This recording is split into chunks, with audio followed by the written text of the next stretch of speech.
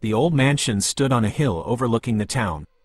It had been empty for years, and the locals said it was haunted by the ghost of a woman who had been murdered there. One night, a group of teenagers decided to go to the mansion to see if the rumors were true.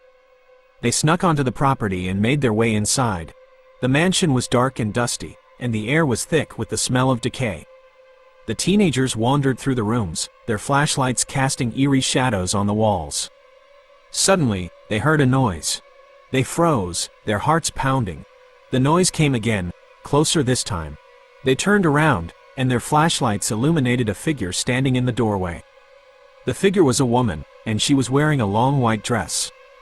Her hair was long and black, and her eyes were empty sockets. The teenagers screamed and ran.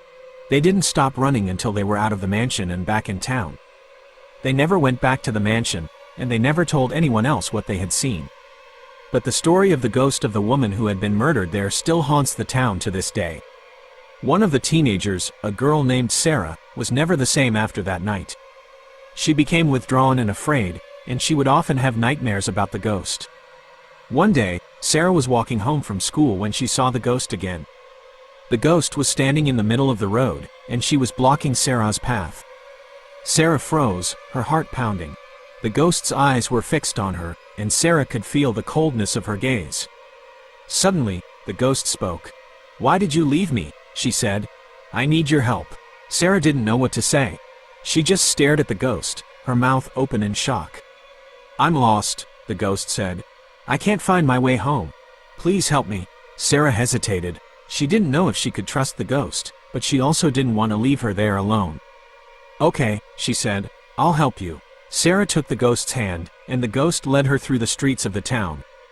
They walked for a long time, and finally, they came to a cemetery. The ghost stopped in front of a gravestone. "This is my grave," she said. "I'm finally home." The ghost smiled at Sarah, and then she was gone. Sarah stood there for a moment, watching the spot where the ghost had been. Then, she turned and walked away.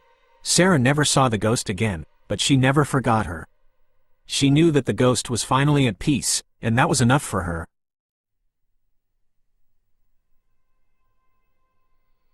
The old mansion stood on a hill overlooking the town.